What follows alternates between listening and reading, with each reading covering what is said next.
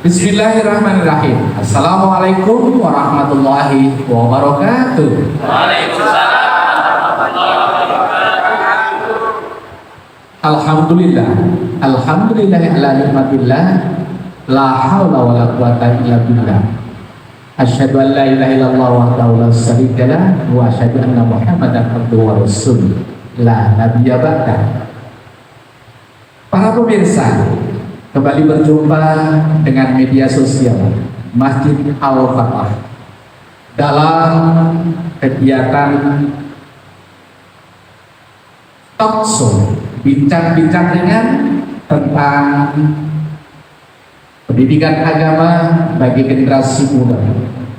Pada malam hari ini bersama dengan narasumber Bapak Kiai Haji Dr. Andes Muhammad Robi MPD. Beliau bersama dengan saya, pemandu acara Idris Muhammad Afnan, akan mengantarkan talk show pada malam hari ini dengan tema pendidikan karakter berdasarkan Islam. Langsung saja kita bertanya kepada Bapak Dr. Andes Kiai Haji Muhammad Robi MPDI. Pak Robi, ada beberapa pertanyaan berkaitan dengan talk show pada malam hari ini. Yang pertama, menurut Pak Kiai Robi, sebenarnya pengertian pendidikan akan karakter menurut ajaran Islam itu yang bagaimana? Kami persilahkan Bapak. Assalamualaikum warahmatullahi wabarakatuh. Waalaikumsalam warahmatullahi wabarakatuh. Bapak-bapak, ibu-ibu sehat. Alhamdulillah sehat ya. Mudah-mudahan selalu sehat. Amin. Sehat badannya, Amin. sehat hatinya. Amin. Dan pada kita kalah penting sehat dompet atau apa. Amin. Baiklah, pada malam hari ini kita akan membicarakan tema yang sangat-sangat urgent atau sangat penting, yakni berkaitan dengan pendidikan. Lebih daripada itu, pendidikan karakter yang berbasis atau berdasarkan Islam. Sebab problem yang dihadapi di lapangan selama ini, banyak orang pinter, banyak orang pandai intelektualnya, tapi tidak pandai ilmiahnya. Nah, ini sebenarnya berada di mana letak persoalannya. Oleh karena itu, sebagaimana tadi dipertanyakan, adalah apa itu pendidikan. Pendidikan ini luas sekali jangkauannya, sehingga para ahli itu pun berbeda-beda dalam mendefinisikannya karena sudut pandang yang berbeda. Tapi pada intinya, namanya pendidikan ini adalah proses. Proses itu usaha yang berkelanjutan. Nah, satu sekali saja itu namanya bukan proses. Proses bimbingan yang diberikan kepada anak-anak sebagai calon manusia, bagaimana supaya nanti dia bisa mandiri pada saat dewasanya itu. Nah, maka dari itu namanya pendidikan. Bahkan Rasulullah SAW bersabda yang artinya mencari ilmu wajib mulai dari turun dari ayat sampai dengan masuk yang kubur. Di mana itu? Utlubul ilma minal mahdi, ini minal mahdi ilal mahdi. Tapi apa prakteknya? Orang ada sudah kawin, sudah keluar dari sekolah sebagai lembaga pendidikan formal, sudah tidak berpikir pendidikan. seakan-akan kerja, duit, mereka sekarang. Yang penting pendidikannya adalah bimbingan atau proses bimbingan yang berkelanjutan kepada anak didik, kepada anak-anak, bagaimana supaya dewasanya itu nanti menjadi orang yang mampu berdiri sendiri, mampu mandiri. Nah sekarang persoalannya adalah banyak masyarakat yang seakan-akan kurang memahami. Asal sudah masuk sekolah itu dikira sudah pendidikan, sehingga banyak orang tua yang tidak mengurusi penting bagaimana supaya saya bisa membayar anak saya, menjemput anak saya bisa sekolah. Padahal seharusnya tidak. Justru di rumah inilah yang menjadi pendidikan yang sebenarnya buat anak.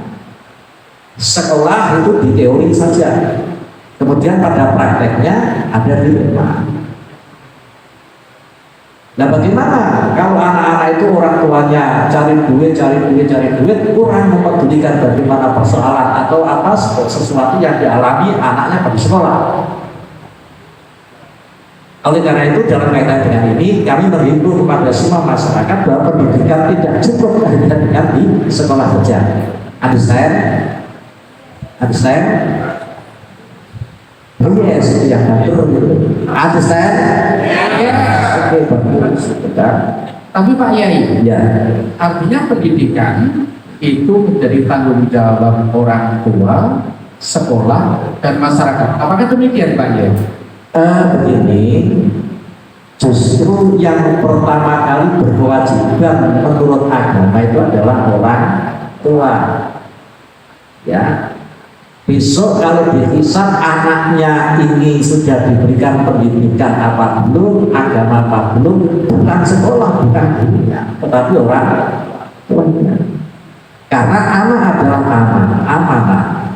Maka dari itu di dalam Quran banyak ayat-ayat yang menyatakan tentang pendidikan ini. Tapi yang jelas hadis Nabi idza mata bin Adam in qata amalu illa min salasin shadaqatin jariyatin au ilmin yuntafa'u bi au waladin shalihin yad'u yang ada di sini. Jadi tugas orang tua adalah adibu auladakum, didiklah anak-anakmu, bahkan di ghairi zamanikum, untuk menganut, jangan pada zamannya, tapi untuk mengantisipasi zamannya. Kalau kita dulu belum ada HP ya, sekarang ada HP, itu nanti akan kita bahas lebih lanjut.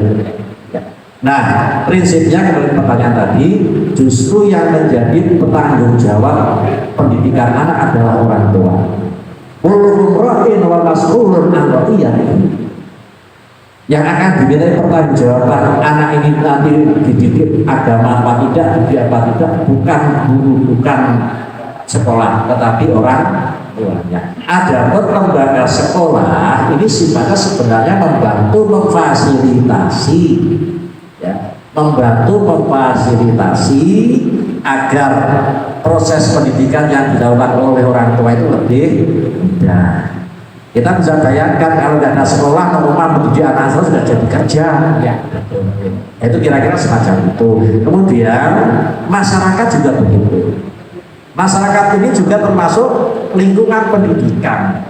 Sebab anak ini juga di samping makhluk individual, manusia ini juga sebagai makhluk sosial. Dia akan dibesarkan, akan terpengaruh, akan terbentuk dari lingkungan masyarakatnya. Maka dari itu ketiga ini yang sangat penting. Tetapi yang paling utama adalah kewajiban orang tua. Anaknya kafir, orang tua yang akan ditanggung jawab. Anaknya nggak sholat, orang tua nanti akan minta pertanggungjawaban. Tetapi ketika sudah diberikan pendidikan agama macam-macam sudah selesai dengan baik, kok anaknya mulai salah, itu orang tua bisa menjawab. Dulu Gusti sambung, itu kira-kira sudah saya berikan pendidikan, tapi ya itu sudah lepas tanggung jawab daripada orang tua. Makasih. Terima kasih. Apakah jemaah bisa memahami apa yang disampaikan oleh Pak Yai Morozi? Oke. Kita lanjutkan kalau begitu. Pak Yai, bagaimana pendidikan karakter berdasarkan Islam, khususnya pada fokus tujuan pendidikan ajaran Islam. Terima kasih, ini pertanyaan yang bagus. Yang pertama, tujuan pendidikan Islam itu simple sebenarnya, tapi kalau dilihat panjang adalah membentuk manusia yang bertakwa kepada Allah Subhanahu wa Ta'ala. Saya ulangi, tujuan pendidikan agama Islam adalah membentuk generasi atau manusia yang bertakwa kepada Allah. Apakah ini ada kaitannya dengan sebuah ayat yang berbunyi inna akramakum indallahi atqakum, begitu Bapak? Jelas itu. Takwa itu jawabannya mak duduk kata sendiri enggak ya? Duduk paham ya. Tetapi mulai proses gitu ya. Jadi begini, namanya kita ini hidup itu kan tidak pernah minta, tapi diberi dihidupkan oleh Allah. Itu kira-kira. Dan Allah menciptakan kita hidup di dunia ini tentu ada tujuannya. Wa ma khalaqtul jinna wal insa illa liya'budun. Tidak aku ciptakan jin dan manusia, firman Allah, illa liya'budun, kecuali untuk menyembahku. Nah, menyembah ini adalah takwa. Takwa sifatnya intisalu awamirillah wajibinabu nawahi, kemudian melaksanakan perintah Allah dan menjauhi segala larangannya. Di sana karakter ini Pak Didies ya, itu identik dengan akhlakul karimah. Akhlak lah ya. Karakter itu akhlak. Dengan akhlak itu kita punya 3 kewajiban. Ini maaf agak ya. Satu, hablum minallah. Manusia takwa itu punya tiga kewajiban. Satu, hablum minallah. Apa saja hablum minallah? Kewajiban kita kepada Allah Subhanahu wa Ta'ala, wa hablum minannas, dan hubungan kita dengan horizontal, dengan manusia. Lah di manusia inilah kita selama ini barangkali sangat kurang. Hablum minannas hanya dimaknai hubungannya dengan manusia luar.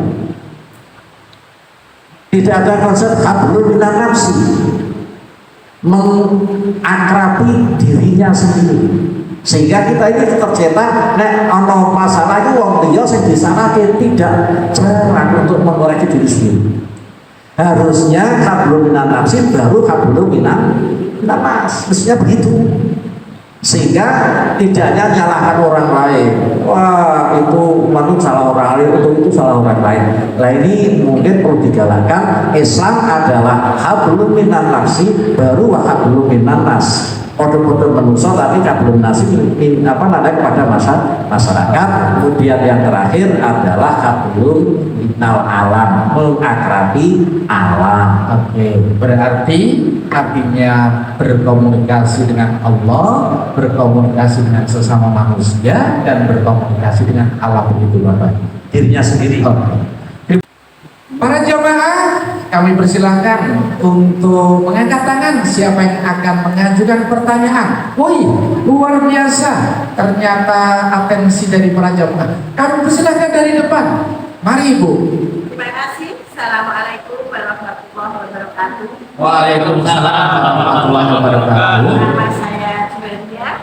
Saya di sini akan tanya Bapak Yai tadi dalam pemaparan panjenengan belum menyuruh tentang pembelajaran. Oleh sebab itu kami mohon penjelasannya tentang bagaimana pengertian pembelajaran dan apa perbedaannya dengan pendidikan. Terima kasih.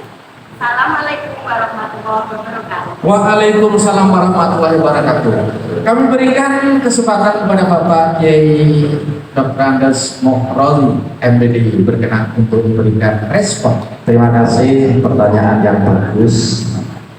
Selama ini rancu orang melaksanakan memahami antara pembelajaran dengan pendidikan. Ini harus tahu, tanpa tahu ya nanti pembelajaran pendidikan jadi pembelajaran. Pembelajaran begini singkatnya adalah usaha untuk memberikan ilmu pengetahuan, usaha transformasi pengetahuan dari A kepada B, dari guru kepada murid. Pembelajaran itu bisa dianggap berhasil apabila apa yang disampaikan tersebut dapat diterima dengan baik oleh murid. Contoh, misalnya ada guru agama Islam memberikan pelajaran basmalah. Anak-anak cara memberikan mengucapkan basmalah adalah Bismillahirrahmanirrahim. Anak itu bisa, ini pembelajaran sudah berhasil karena ada pemindahan ilmu pengetahuan. Tapi pendidikan belum.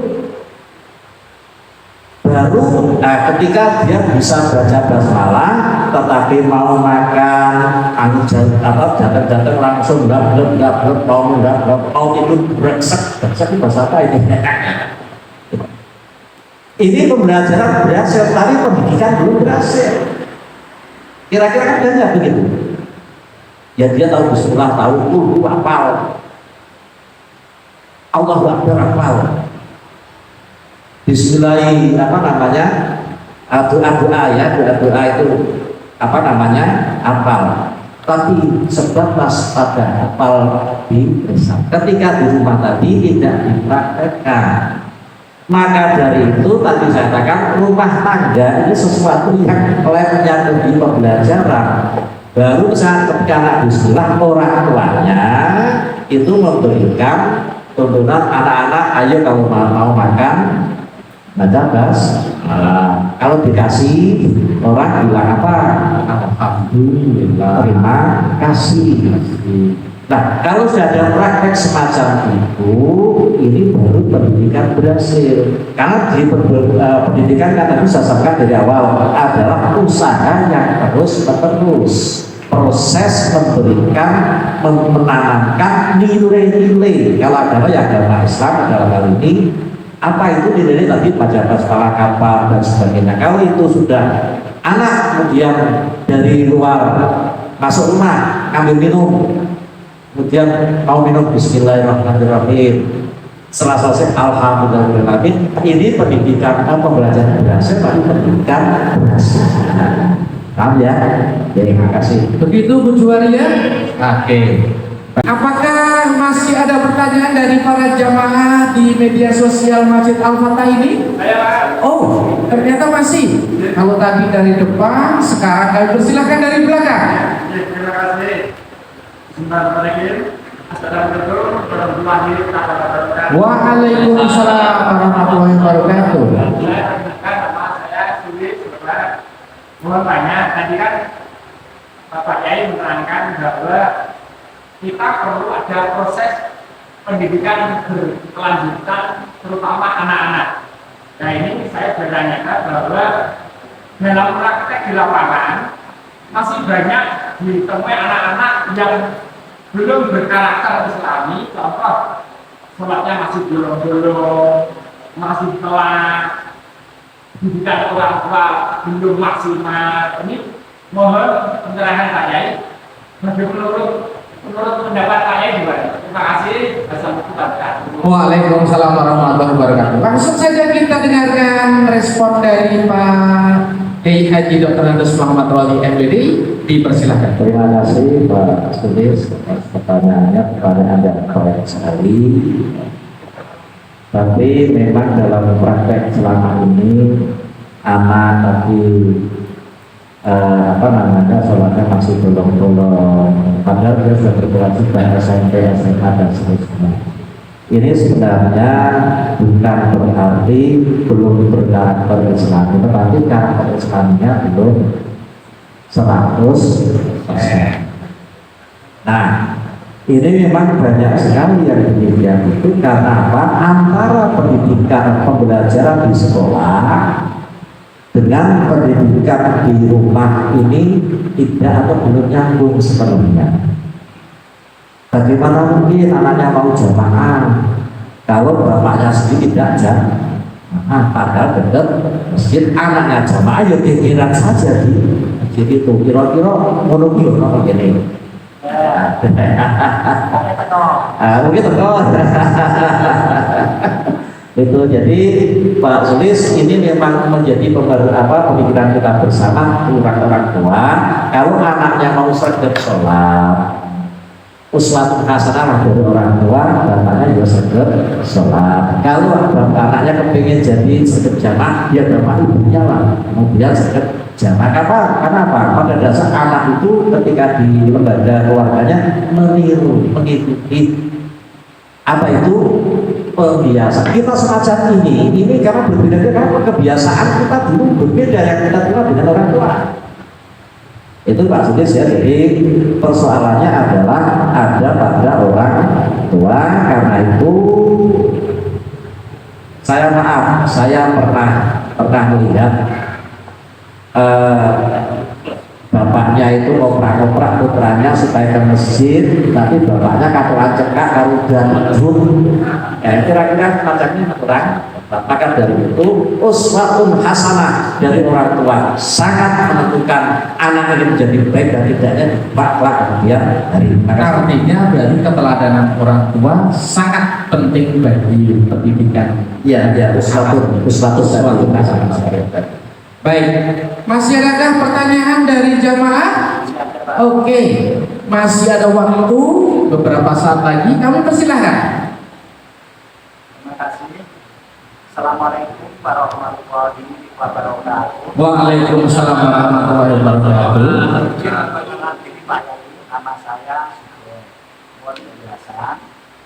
Di era teknologi sekarang ini sangat berpengaruh sekali terhadap anak-anak kita. Ini kalau anak-anak kita kalau sudah pegang HP itu lupa belajar, sekolah dan sebagainya. Ini mohon penjelasan dari Pak Yai bagaimana trik-trik kita sebagai orang tua kaitannya dengan untuk mengatasi permasalahan tersebut. Terima kasih. Wassalamualaikum warahmatullahi wabarakatuh. Waalaikumsalam warahmatullahi wabarakatuh. Pak Yai, ada pertanyaan bagaimana dengan keberadaan gadget Android dan teknologi yang sekarang ini, strategi yang harus dilakukan kita sebagai umat Islam. Terima kasih. Yang perlu juga yang perlu harus disadari oleh kita dan orang tua bahwa HP dan sebangsanya dan konco-koncone ini adalah alat. Alat itu tergantung kepada pemakainya manfaat apa tidak.